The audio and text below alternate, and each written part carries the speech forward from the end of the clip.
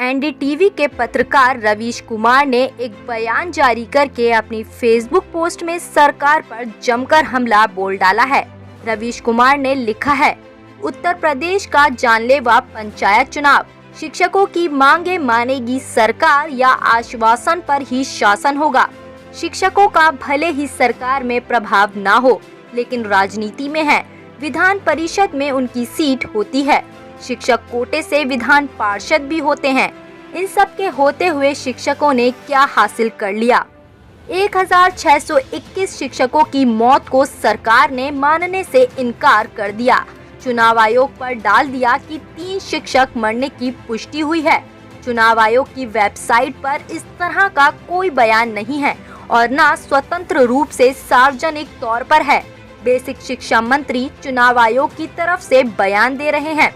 मुख्यमंत्री के कार्यालय से ट्वीट किया गया है कि राजकीय कर्मी की मृत्यु होने पर नियमानुसार परिवार के एक सदस्य को सरकारी नौकरी दी जाएगी। नियमानुसार का क्या कोई खास मतलब है? क्या नियमों का पेंच लगाकर 5 को दी जाएगी और बाकी को संघर्ष करने के लिए छोड़ दिया जाएगा? ये अपने आप में भयावह है कि पंचायत चुनावों में भाग लेने गए शिक्षकों में से 1621 की मौत हुई है। इन्हें कोविड हुआ था, क्या पता संक्रमित होकर ड्यूटी पर जाने के लिए मजबूर हुए हों और उससे दूसरों को भी संक्रमण हुआ हो। कोविड के समय में चुनाव कराने के लिए आयोग को नई व्यवस्था बनानी होगी। दुनिया के कई देशों ने चुनाव की नई व्यवस्था बनाई। वो व्यवस्था दिखावे की ना हो, बल्कि लागू कर दिखाए। इस तरह से नहीं कि जैसे कि राज्य और पंचायत के चुनावों में हुआ है। पंचायत और निगम चुनाव स्थगित किए जा सकते हैं, कई राज्यों ने किए भी हैं, लेकिन आम चुनाव बंद करना संभव नहीं है।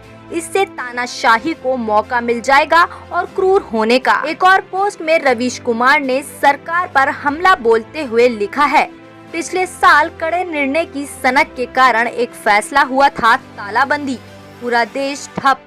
उसी का नतीजा था कि हमारी अर्थव्यवस्था बैठ गई। थोड़ी बहुत स्थिति संभली भी तो दूसरी लहर ने लंगड़ी मारकर धक्का दे दिया है। सरकार बोलती नहीं है, लेकिन उसका खजाना बिल्कुल खाली है। आप कह सकते हैं कि अर्थव्यवस्था चौपट हो चुकी है। जो बिजनेस में है उन्हें सच्चाई मालूम है। इसी का नतीजा है कि 4 मई से लेकर अब तक 11वीं बार पेट्रोल डीजल के दाम बढ़े हैं। लोगों के पास पैसे नहीं हैं, वो दूसरी चीजों का उपयोग भी कम कर रहे हैं, तो उससे भी सरकार को कम टैक्स आ रहा होगा। नौकरी फिर जाने लगी है तो उससे भी नहीं आ रहा होगा।